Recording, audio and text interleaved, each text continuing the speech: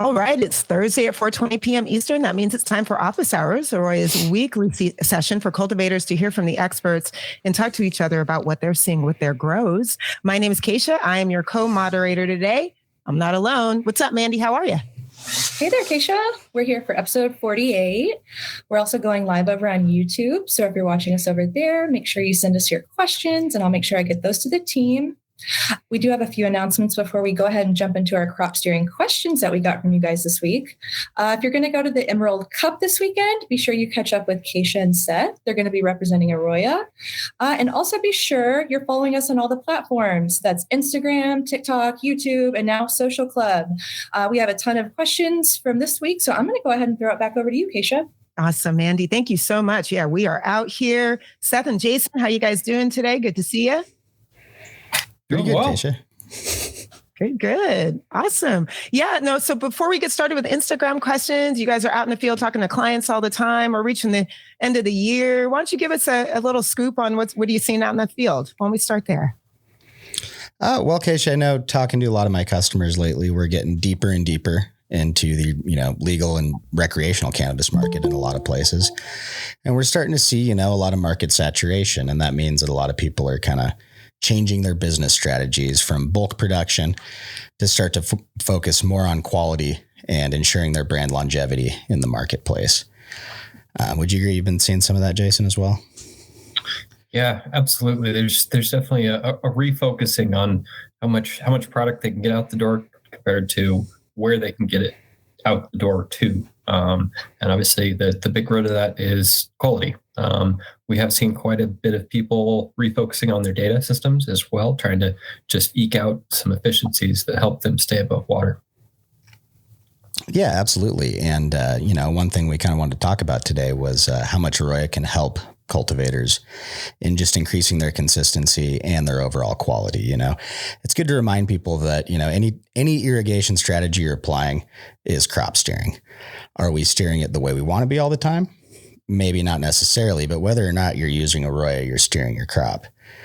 So, I think that's one thing that's really been overlooked in the last probably few years with this, green explosion across the country. It's not just about weight. We can steer for more quality in plants. We can steer to help increase terpene production and also use AROYA to look at, the grow holistically and identify, where maybe we can make some improvements in either the irrigation strategy or the environment to help improve quality.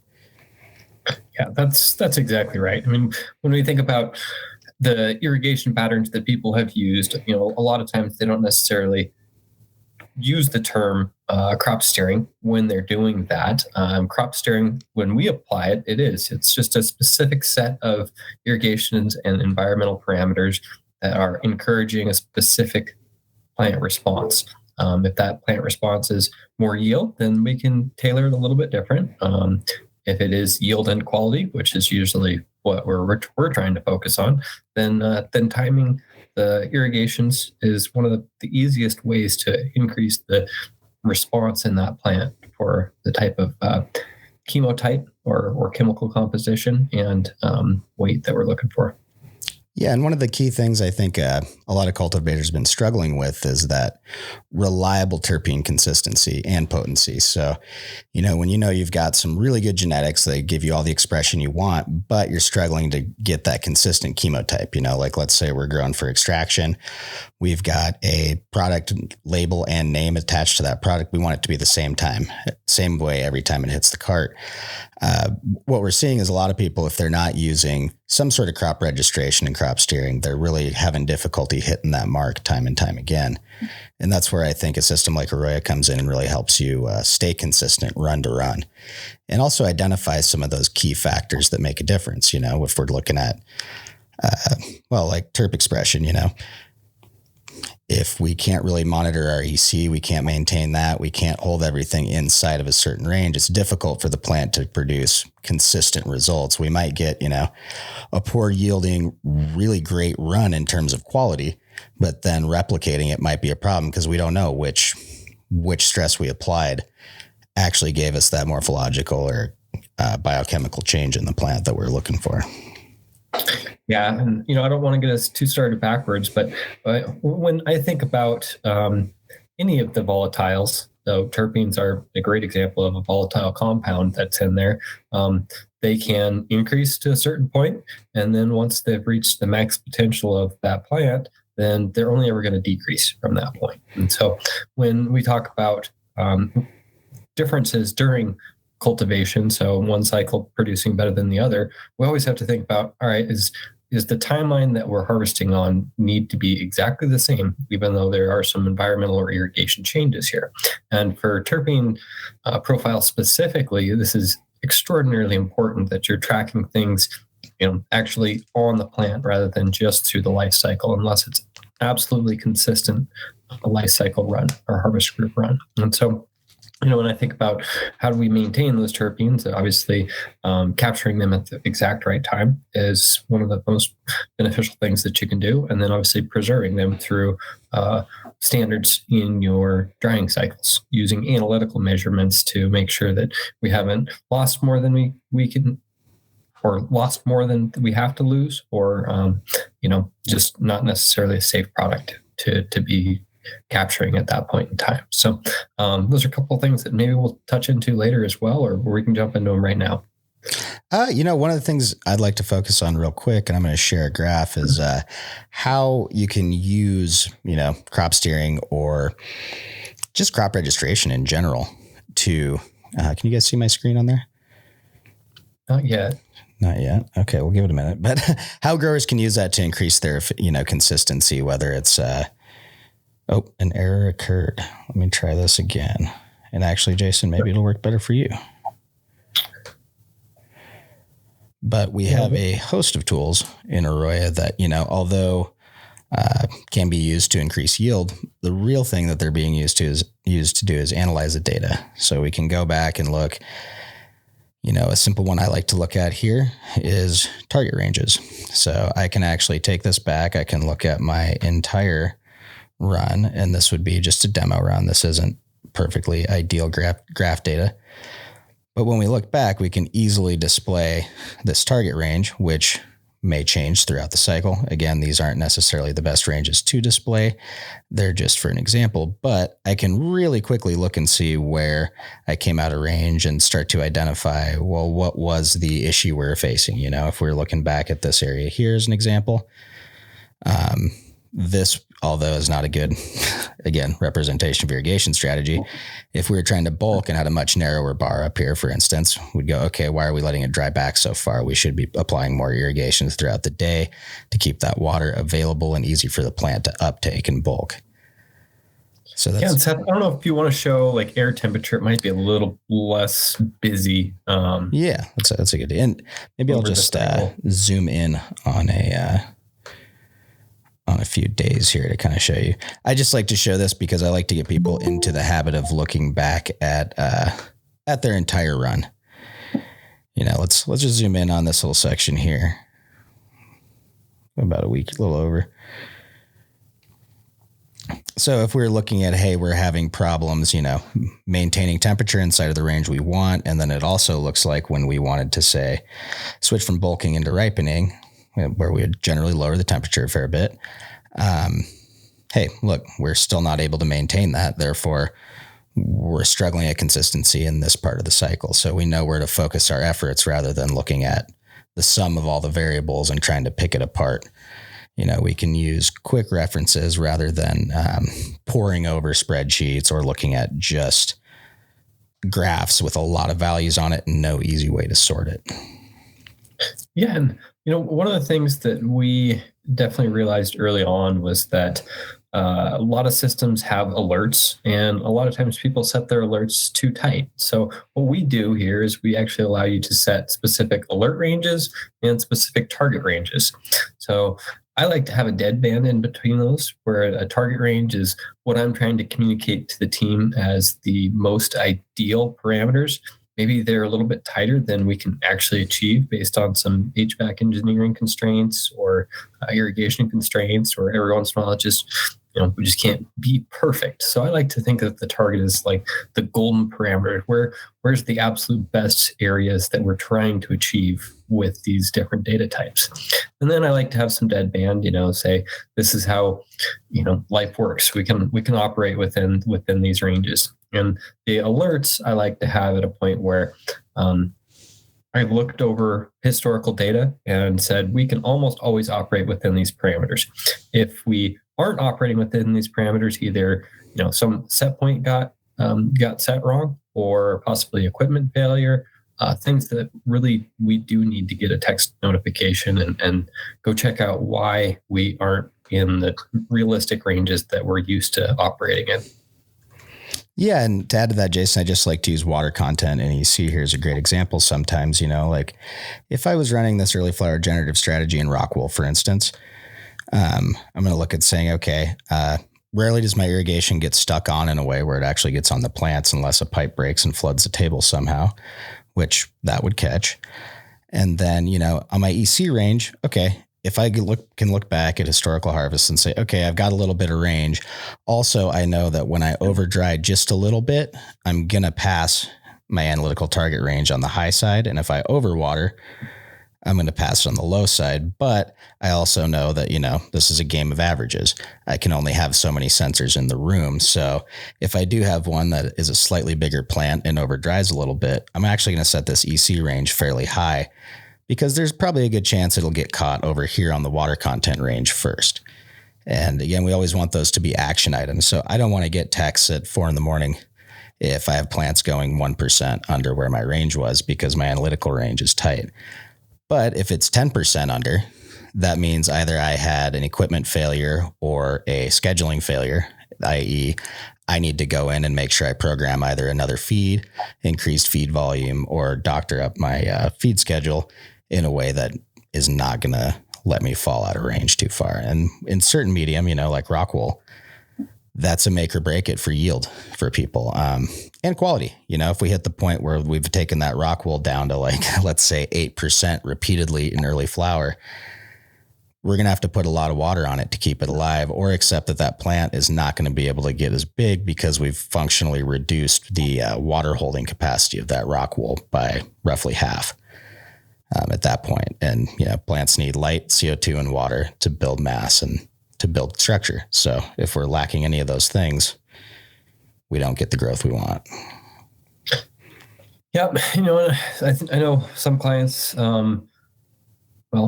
most of our real great clients are pretty serious about holding tight parameters. And so that's kind of why we built it this way, is one, to help them communicate with their teams where their expectations lie, those target ranges. And then also, two, to avoid any type of alerting fatigue. Anytime that I've got my alerts set too tight, I usually get so many messages that I begin ignoring them. And it's kind of like a call wolf type of scenario, where if you're alert fatigued, then you might miss some very, very important alerts that would have been highlighted if you weren't setting your ranges too tight. Let's see if I can add a fake phone number here to try to enable these alerts. I do want to show people.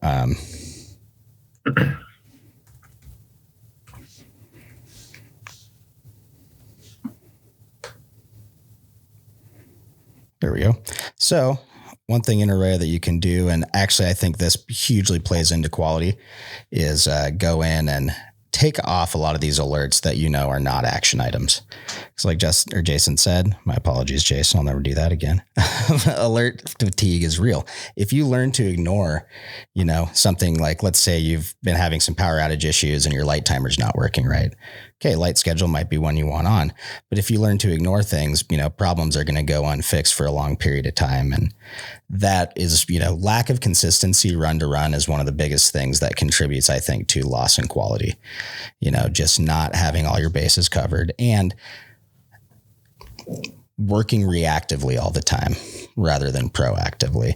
If we're still stuck in that phase to where we're not looking at data from, the past weeks, the past runs, and all we're doing is going, got a little too dry today, or it was too wet, we're not going to make the conceptual progress to get there in terms of, building a complete crop schedule, building a plan and then following it, Yeah, and I'm really glad you said that. I personally, almost any time that I start to look at crop data and make decisions, I actually look at the whole harvest group. I want to know what has this plant gone through, and I'm going to look at that way before I ever make a decision for something that's happening today. A good example is like Seth said, if I had over dried my substrate and lost some of the water qualities in that, the water holding qualities in that rock wool, then I can't expect to, meet today's targets. And I know, okay, here's the mitigation options that I have when it comes down to that. Whereas if I only look at today and I don't have a recognition of some of the past the plant's gone through, I might just be making bad choices. Absolutely. And I think, one thing after years of being in the cannabis industry and seeing it operate, none of these, very few are operating on a high enough profit margin where they're overemployed in terms of having too many employees. The most profitable business is one that isn't over full on employees and isn't underemployed. It's got that nice balance. Well, sometimes that doesn't leave quite as much time for cultivators to sit down and analyze whole runs or historical data. So utilizing software to make that process dynamic and easy is really important to staying competitive in today's market. Man, you guys really broke it down. Jason, did you have something else you wanted to add to that? Yeah, I was just thinking maybe since we are talking about target ranges, Seth, if you want to jump into the harvest analytics page, just select one of those harvest groups and then jump into the analytics. And we do actually track the time outside of your target ranges. And so if we'll scroll down here in the analytics page just a little bit, we can see how much time we spent outside of that range. So here, there you go. Target ranges, we can select what type of range that we're looking at. And this is going to be a nice breakdown for the whole cycle. Anytime I'm comparing, cycles that have a really high quality, I want to say, all right, well, was my time outside of these ranges really low, or do my ranges need to be slightly altered to match my golden recipe, if you will? Sometimes you'll hear us say a golden recipe, and that's just the recipe, the parameters throughout the cycle, the time in those parameters that achieve the best results for a specific cultivar. I've actually seen it occasionally when somebody made a mistake and they found their golden recipe. Kind of an ironic thing that they would have a hell of a time reproducing unless they had their data all documented in a harvest group like this. And so it's one of those things where, it's not necessarily a specific action type of analytics in this point, but it does give you a great idea on how tightly you're achieving what you want to achieve with those target ranges. Absolutely. And you can start to notice certain trends, like I love looking at the water content range here. Again, these aren't necessarily perfect ranges, but if I was to look at this run and say, wow, we were, if this was supposed to be rock wool and we were this low very early on and we continued to struggle. Okay, there we go. We can start to quantify like, hey, if we kill that field cap in the first 2 weeks, doesn't seem like we can recover to meet any of our goals. So we need to solve that problem before we can even approach how anything down this far is affecting the plant. Yep. And then, while we're here, Jason, we should look at a few other things. I think one thing, and again, this line could look a little different, but it's not too bad. One thing that's important though is to start tracking, some of those other metrics to evaluate plant health and growth rates and things like that. If I was to go ahead and look at this and say, okay, say we had a more realistic water line and we were not achieving a very good dry back. I look back where we've actually got P2s on in the day. And then I go down here and I start to say, my stretch rate was pretty crazy, pretty long compared to previous runs. That watering strategy didn't seem to really achieve the results I wanted, despite hey, we got fire product in the end, but maybe we got some fine tuning to do in early flower to try to keep this height down and make our lives as cultivators a little bit easier, or hopefully still chase that.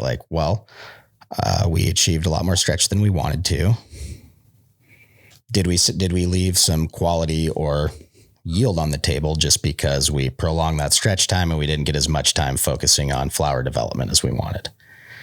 So it's important to look back at that holistic run and use all the tools you have available.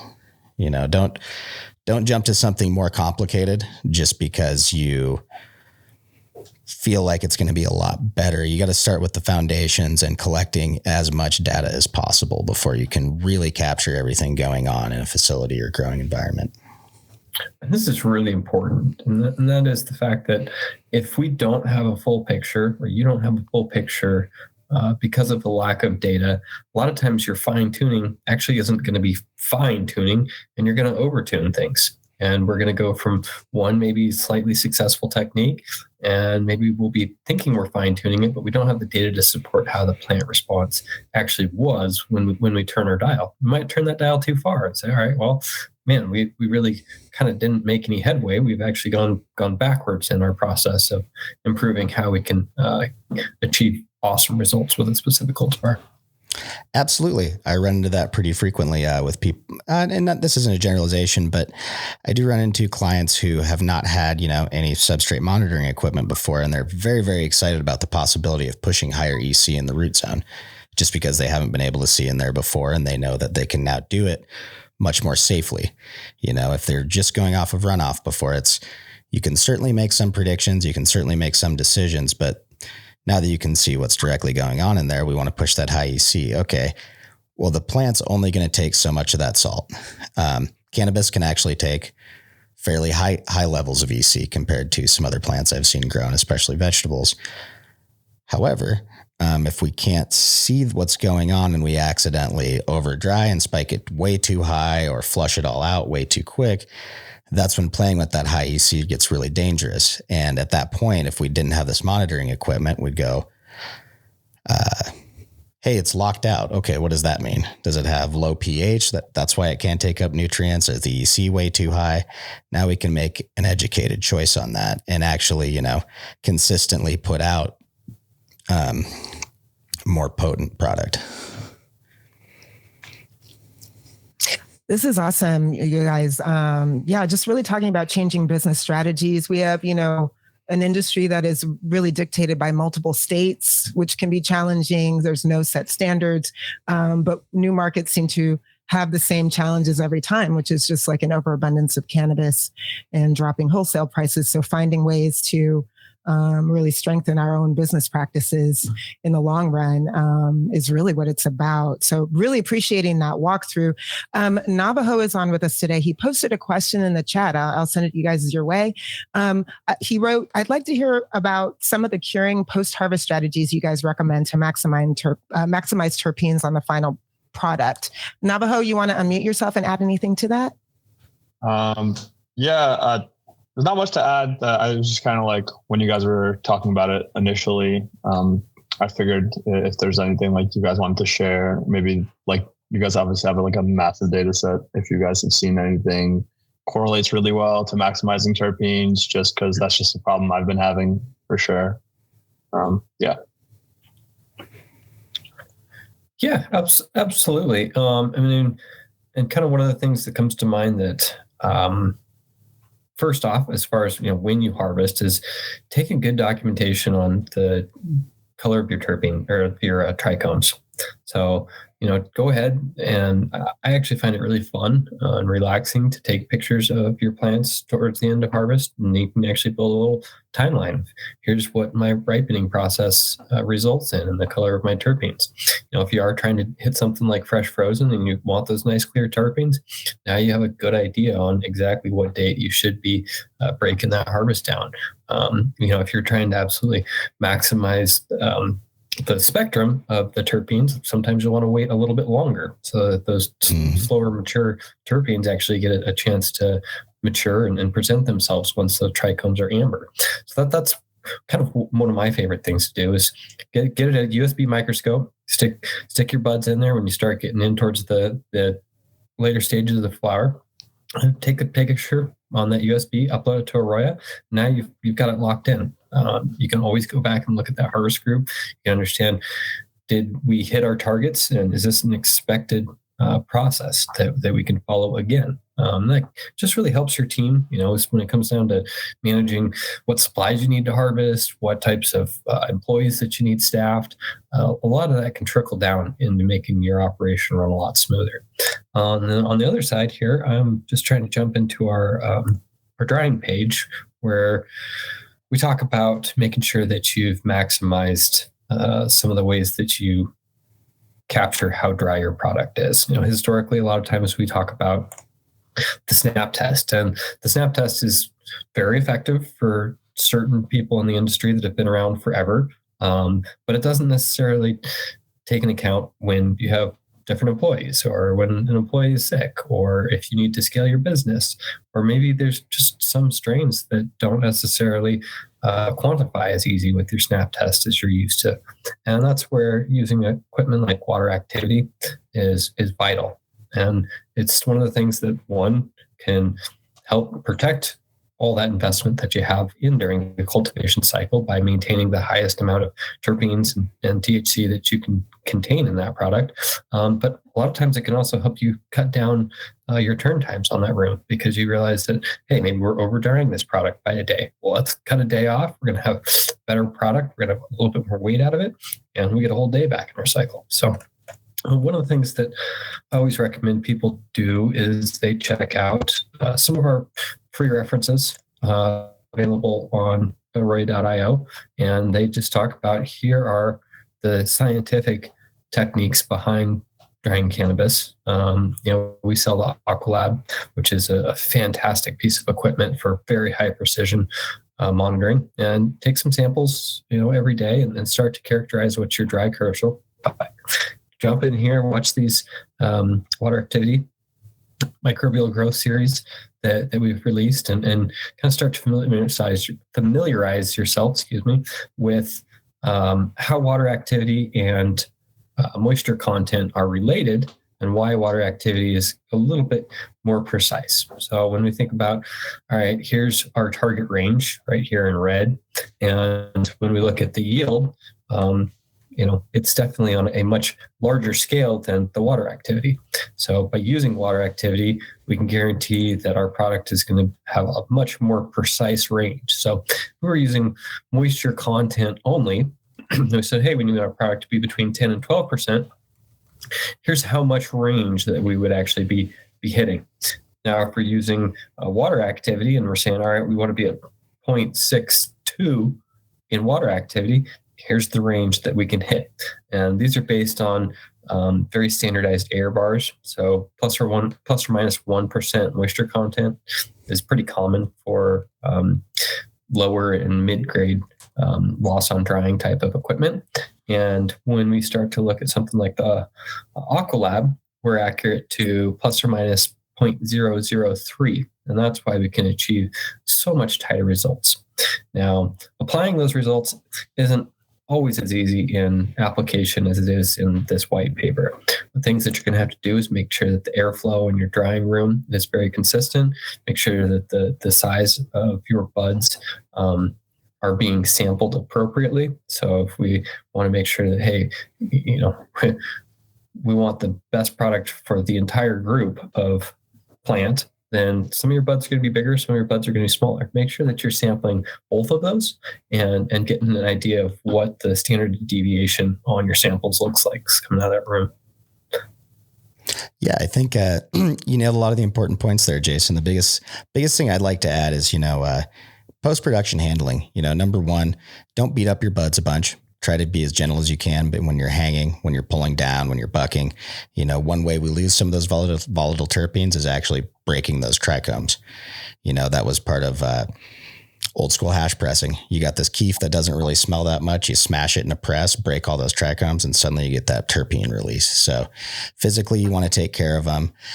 Patience in the drying process. So, basically, just like Jason mentioned, those water activity samples, take them and map out that progress and find what is your optimum drying rate and how long it needs to be. Because I've definitely found situations where we, and this had to do with the time of the year, but dried too fast. So we dried the outside of the bud too quick. The inside was still pretty wet, especially on the larger buds. And that's where size sampling comes in. Get a sample of a wide range of sizes. That way you know what you're dealing with. And then also, I find that on a lot of Gen 1 build outs for customers, sometimes the dry room's kind of the last thought when we're putting all this together. And, don't cheap out on your dry room. You want to have walls that you can clean very easily. You can sanitize. You want to have access in and out very well. You want as much sealing as possible. You don't want a lot of outside air influence. You want to be able to really control that environment. And then when we get to curing, another thing I've seen in the industry, and this is definitely starting to shift as quality takes a bigger front seat, be patient. The whole idea that you're going to cut down a plant and get it on the shelf in less than a month is possible. Yeah. Is it maybe the best choice for your brand quality and image over time? I don't think so.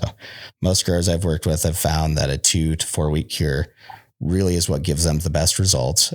Investing in decent curing equipment in terms of, again, HVAC in whatever room you cure in. Maybe that's your dry room, but you want to be able to hold a consistent environment and have a dedicated post-production team that's in there burping appropriately and constantly measuring the water activity on a regular basis so you can keep it within range. Because on the same end, if we over dry accidentally during curing, during the burping process, we can kind of halt that cure.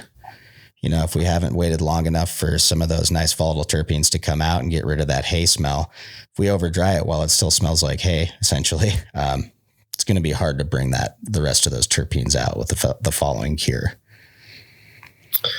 Yeah, and one of the things as well I think gets overlooked is how the product changes during the processing stages as well. So water activity, as ironically actually just the humidity in the product, and we can maintain the water activity by altering the humidity in the room.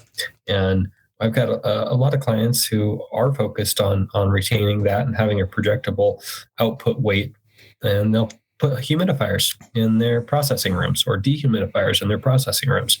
So as they're trimming that product up or turned in joints, etc., water's not leaving the product and water's not entering the product either.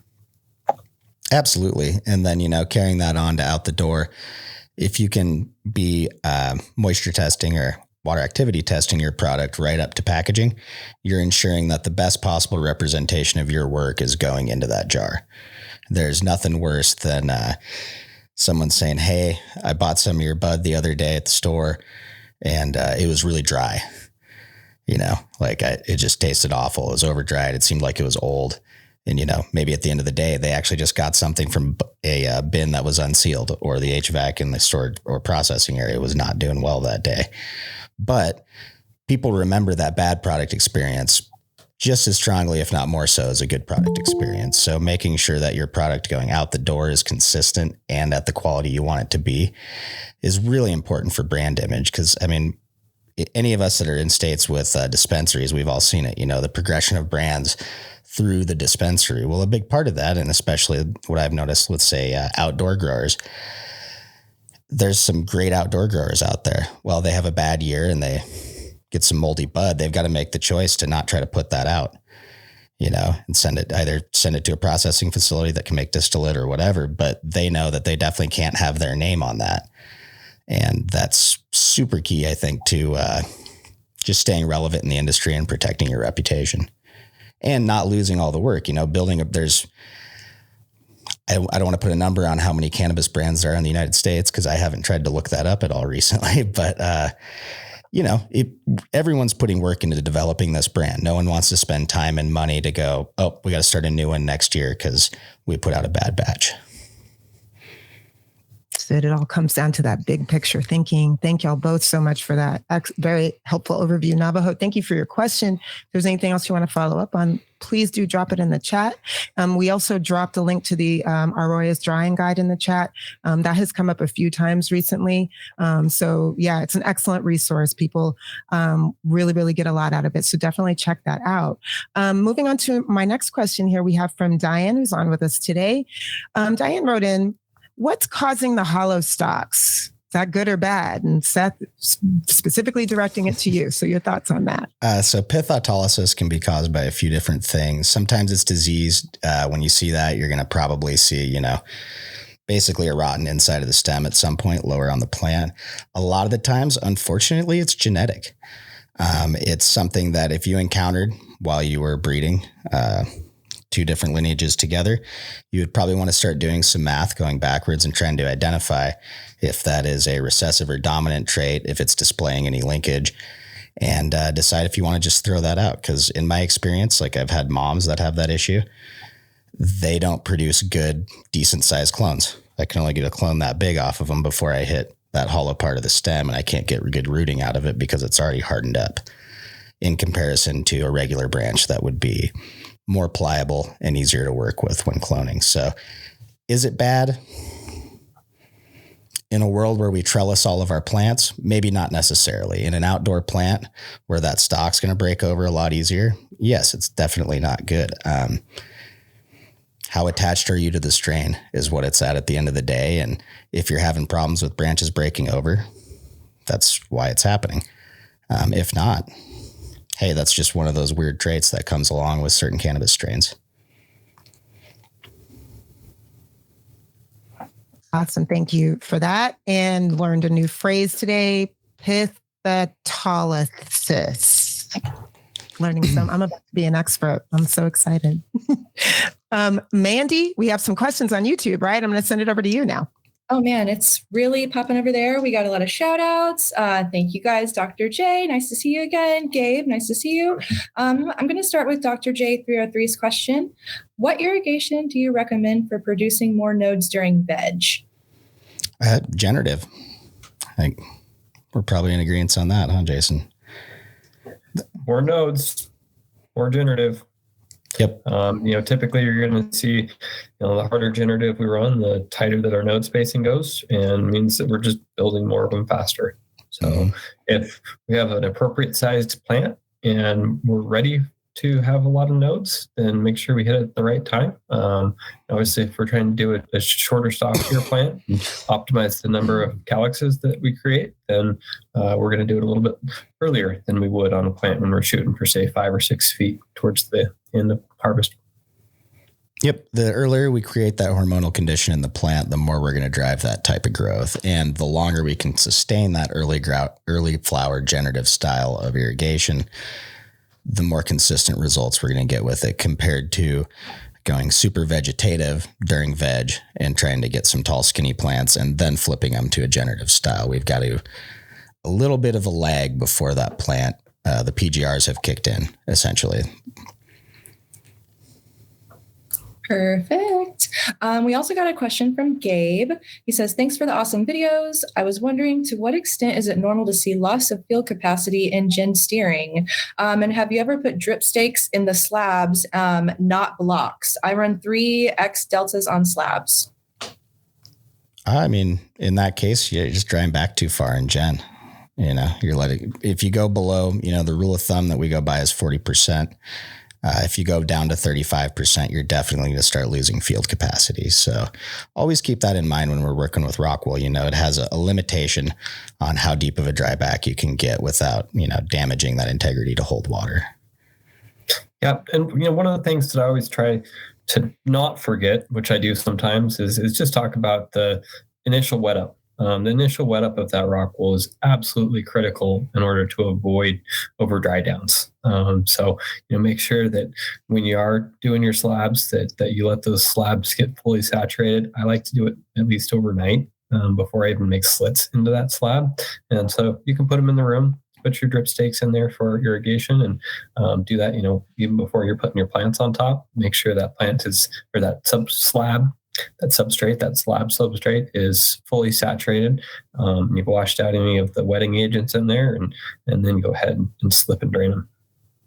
Yeah, absolutely. And, one of your best tools when hydrating media, whether it be cocoa, rock wool, is some sort of water content meter, something to spot check with and say, hey, like if you're in cocoa, it's very important because even in the same brand, different batches are going to have different water contents. Or different field capacities, actually. And, even in rock wool, we see a slight bit of variation, and that's a good confirmation that you can do to know you're doing a good job wetting up your rock wool. Go out, test it. Hey, I've hit 70 to 80%. done a good job. I stab it and immediately hit a dry pocket and hit 40%. Well, I know we probably didn't do it well then. We haven't waited long enough. You heard it. It starts with testing. We have one more question over on YouTube. Rye wants to know, do you think there'd be an appreciable amount of quality gained if the crop was steered strictly generatively without the usual flip back to vegetative after stretch? What do you guys think? I mean, possibly. It's really going to depend on the strain. And it's almost always going to come at some amount of quantity loss. So that's usually why we wouldn't go that way. However, kind of rewrap how we started this conversation today is everyone is crop steering in some way or another. A lot of historical grows were, one irrigation a day, and that would be about as generative as we can get for a plant. And so, I think a lot of times those are the people that might have been resistant to going to drip irrigation systems and getting a little bit fancier with their irrigation schedules. It's just because they came from a very high quality product. What do you think, Seth? Yeah, I think you nailed it there. The classic way, the way I first started cultivating, I know you did too, 3.5 gallon pots, one irrigation a day. And then halfway through, we might get to the point where we can give them 2, but we're going very generative. And one of the key problems, well, there are a few problems with that style. Number one, not getting reliable yield. Some plants just would not put out much yield, but despite having good quality. The other problem with that style of growing is the huge pot size really promotes root-borne or soil-borne pathogens. So we would end up with a lot of root rot and actually quite a bit of variation on any given bench because, we'd have some plants that were just rock stars and then 2 plants away, that one's got root rot and it just doesn't look very good by the time we get to the end, or it's stunted. It's 2/3 as big as the ones around it. So again, a yield problem. You can go generative all the way through, but as Jason said, strains play a part too.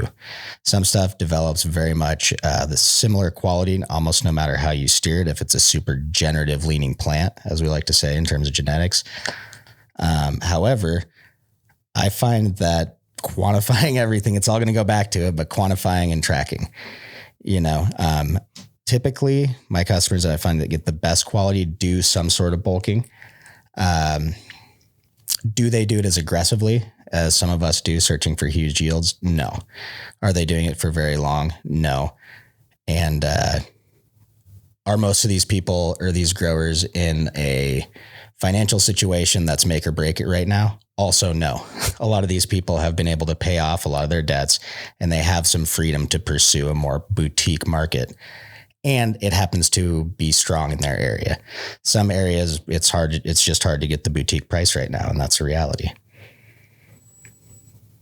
It's so true. Thank you guys for that. We also had some context for Gabe's question about loss of field capacity and gin steering. Gabe came back with, it says, even in a 12-inch plant, I'm having trouble maintaining capacity with just P1s over 2 weeks. Do you guys have any advice? Get AROYA so you can see how low your water content's getting throughout the day. That's the biggest thing. It's if you don't have the time series data with rock wool, it's very easy to over dry and ruin the yield on your run. Awesome. Thank you. Yeah, that's it over on YouTube for now. So I'm going to pass it back over to you, Keisha. Thank you, Manny. Yeah, on and popping with the live questions. All right. Diane had a little bit of a follow-up here on the hollow stems. They're wondering height, boron, and calcium. Will that stop the hollow stalks? No. No? Nope. It's mostly genetic. Some plants might respond to a deficiency in that way. But if they have that gene, it's going to happen. And if it happens running it through your standard fertilizer and crop steering program, there's no point in changing your whole program. I'm sure it's a strain that you love, and I don't want to dog on it too hard, but maybe it isn't the best to put into commercial production. Might not be yielding the returns that you need. Or look at your EIT, your economic injury threshold. Does that strain have a lot of waste associated with it in terms of broken branches? Is it yielding lower, or is it just bothering you? And if you've eliminated all else and it's just bothering you, I mean, there's a plant I used to grow that usually around week 5, every time it had a weird thing where the leaf would almost invert and it would curl around the leaf stem. We tried growing that a bunch of different ways. I think Jason knows what I'm talking about. At the end of the day, it's just a weird mutation that plant has. There wasn't, it happens to every plant in that strain. As far as I know, they're still growing that and doing just fine with it, but I just had to stop staring at it and letting it bother me. There's only so much I can do. Didn't even have that strain isolated to one irrigation zone. What all can I feasibly do to help that? And the yield was still great on that plant. So let it go. Sometimes you got to just walk away and let it go. All right. Thank you for that question, Diane.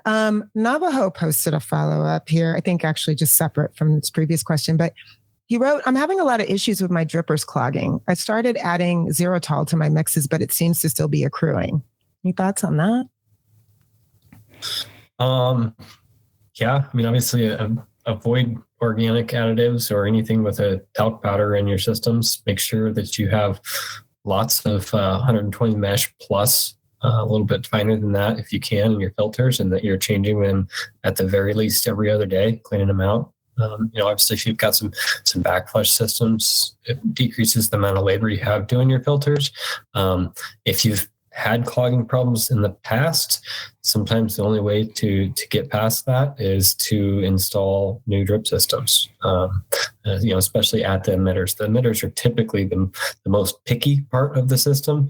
That being said, if there's been particles in the system that caused clogging in the past, there's a good chance they still might be in the system. Yeah, there's a few good things to remember. Number one, like Jason said, if you put any kind of organics in there, you put something in there to eat the nutrient soup. Number two, we are feeding a little bit of nutrient soup. So anything living that gets in your res, it's going to go sit for several hours on a, 75 degree to 80 degree line in your nice warm grow room. So we only have so much control over that part. Another thing I noticed is that you mentioned xeritol. One thing to remember about xeritol, it's actually a weak acid and a disinfection agent. It's not actually going to break up much in your system. It might do a little bit to kill biofilm. However, that biofilm still has to go somewhere. So basically, if you run a xeritol, you almost want to run it as a flush and try to blast that out of the drain valves on the end of your line. But right back to what Jason said, if I start to get clogging issues, this stuff's not that expensive. Rip it out and replace it. You're going to spend more hours in there messing with emitters and trying to do all these remedial flushes than you would if you just ripped it back out and tried to start over as clean as possible. And then, don't be afraid to look upstream from your drippers and your basic tubing. Do you have white pipe, thin pipe that's going from there all the way out to your res? Are you getting light contamination in there? So we've got some algae or other nasties growing farther upstream of there. Where's your res at? Is that in a dark room? Is it nice and cool? Don't like overlook any portion of your irrigation system when you're dealing with these clogs. Go all the way back to the source and then start to look at, for most of these companies, if we look back at the basic emitter technology, we're running way too high a salinity. Most of us are running way too high a total dissolved solids. So at the end of the day, we expect them to fail. They have a lifespan. And once I'm more than, 15 per 20% variation in the room, I can't expect to make irrigation decisions and actually see consistent results in my graph. Therefore, I'm scrapping it and starting over. Yeah, to follow up to that, it's just like, I think like you said, like if I want the EC I want, then I kind of get clogs, if that makes sense. It's hard to push the EC, and then I see like my drippers are all like there's salt all over them. Yeah, three to five runs is about all I like to get out of a set of emitters. And then also, lately a lot of programs are pushing hypochlorous on a, almost everyday routine. That does help keep some of those salts in solution and let them come out of your irrigation system. Is it called hypochlorous? Yep. It's Athena Cleanse is a good reference product for that. However, you can get it from a lot of other sources. Xeritol is also hypochlorous. Is it just very, very dilute? Okay. Yeah, I was worried. I was even putting less in doses just because it seems so toxic. But I guess it's good to go. Yeah, and that's a good thing to remember. Anything that's a sanitizing agent and not labeled, directly as an acid for a flush. The other thing you can do, especially if you do get hold of some hypochlorous, you can do that low pH soak and don't push any on your drippers. Once a week, go in, fill your lines up, let them soak for 20 minutes, half hour at least, maybe even up to an hour in the afternoon, and then go push some straight water through and blast those lines out.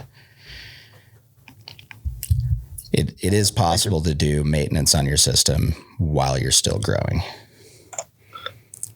Sorry, I have to correct myself. I was thinking Sanidate, but Xerotal looks like hydrogen peroxide and peroxic acid. So a little bit different, same kind of thing that it's trying to do. Yeah, I had read that Sanidate was for the lines only, but Xerotal was safe for the mix. So that's why I've been running a little bit of Xerotal in the mix. Yep, and that's definitely okay. I would possibly look at, one thing I've even had luck with is just straight up using phosphoric acid and making like a 3.0 solution, soaking the lines in it and then dumping that out. It just depends on how bad it is. If you've got, are you just getting biofilm out of the line, or are you getting what looks like gravel after a good flush out of your lines? Honestly, like it's never during the flush. It's during my run. Like I'll see like a plant, one dripper is like wet, one side of the dripper is wet, and the other one's like dry, bone dry. So it's like I have no idea. Like I replaced 7 drippers today, like out of 140 drippers. So it's interesting. Like you can see the plants are bad, so it's weird. But I don't really see the breakup. I just see like there's drippers not working. Right. I would try the hypochlorous, and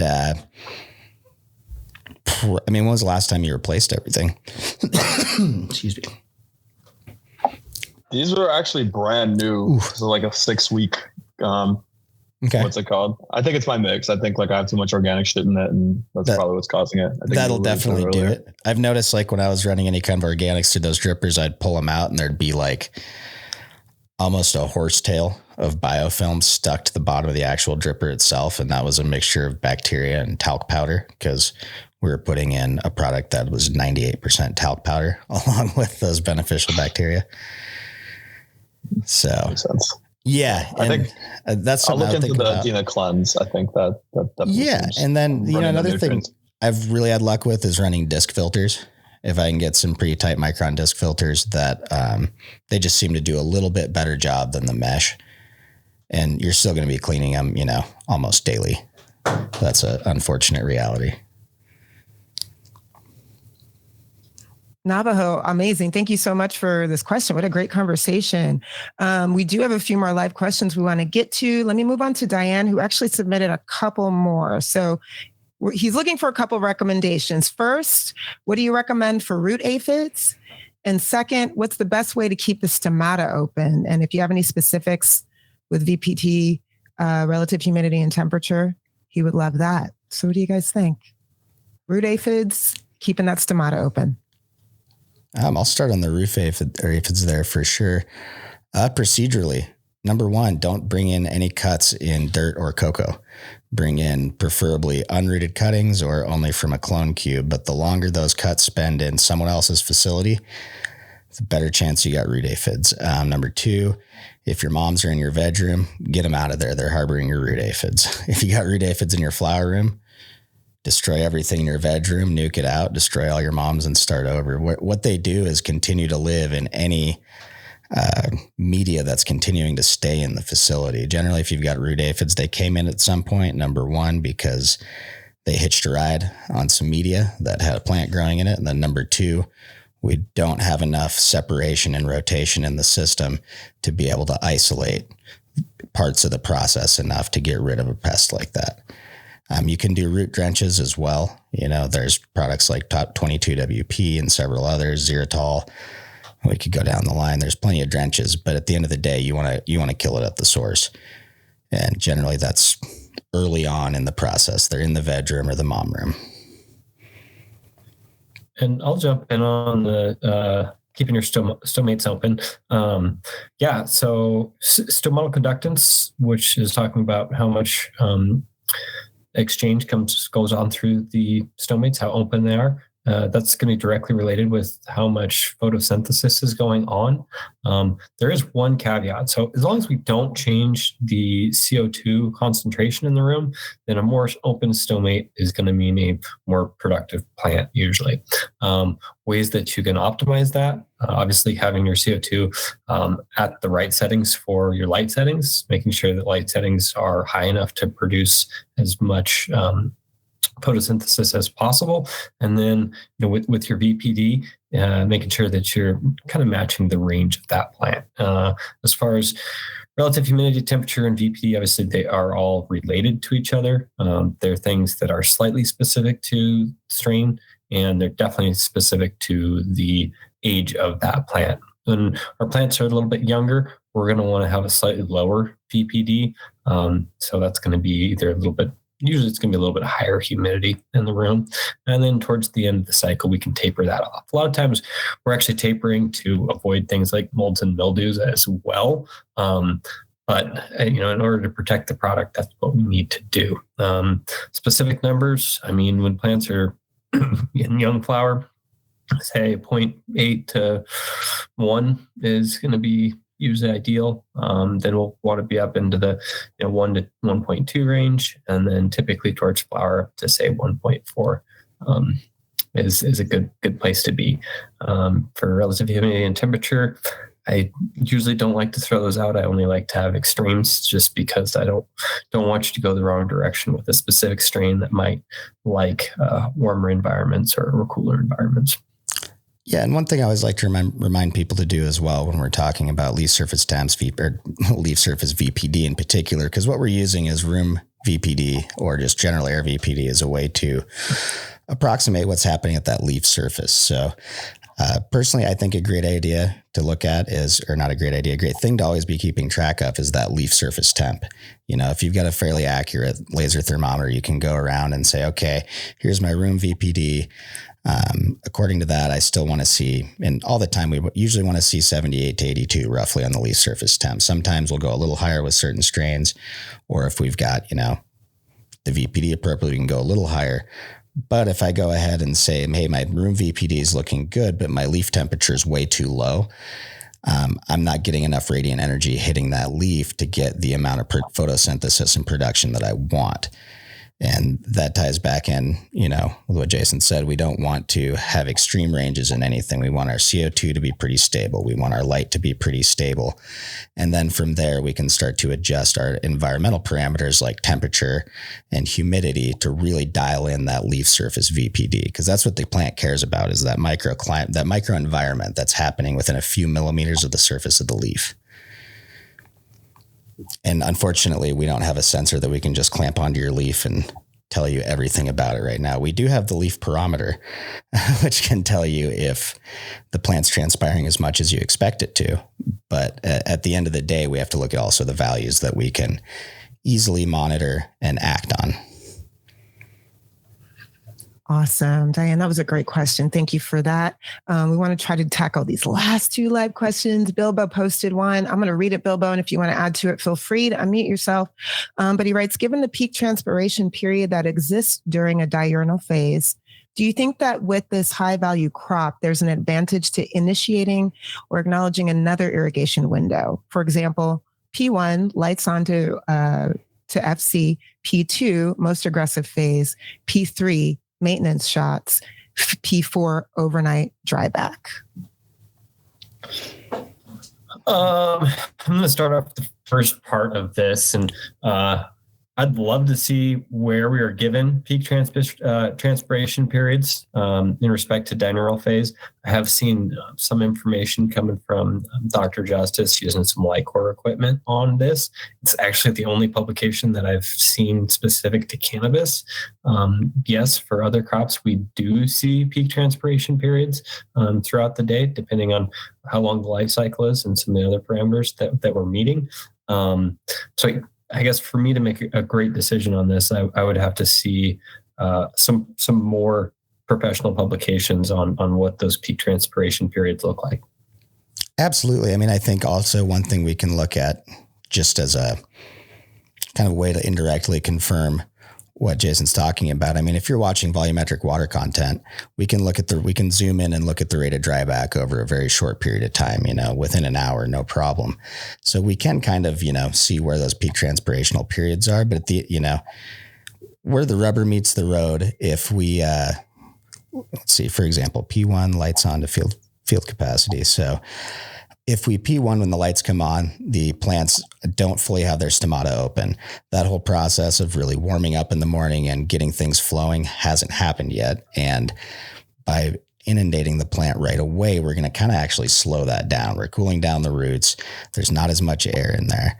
And then P2, as far as most aggressive, one thing to think about, to remember when we're bulking, we're looking at the total number of shots throughout the day and how quickly we can line them up. So when we use P1 to get up to field capacity with a lot of shots rapidly, that's a function of getting up to field capacity, which in our steering strategy is a lot easier to get up to field capacity in the morning rather than try to modulate it throughout the day and hit it later. Certain strains may perform better, but typically we still always want that 2 hours after lights on just to get those stomata open and get transpiration going. Unless, our plants are about to wilt, then that's again, now we're into reactive strategies, which are not ideal. And then P3 typically would be, after your P2s, that's pushing into the night already. So we could tailor it to peak transpiration windows, but inside the grow room, peak transpiration windows, the lights don't dim throughout the day typically. Some people step on over a few hours, but typically we don't have clouds going overhead. The temperature's not raising and lowering throughout the day. When we have static conditions, or as close to static as we can achieve in the grow room, that's what gives us the ability to really go over this. If we went to a greenhouse where we're dealing with varying DLI every day, different times of peak transpiration, because let's say we've got cloudy middays sometimes and really sunny afternoons, then it changes. But that's kind of outside of what most cannabis growers are trying to do right now. Awesome. Bilbo, as always, it's so good to hear from you. Thank you for that excellent question. We're going to take it over to YouTube because I think we have one more over there, right, Mandy? That's right. Yeah. Thanks everyone for the questions on YouTube. Dr. J wrote in, what week of flower does the plant put on the most weight? Depends on the strain. I was going to say that.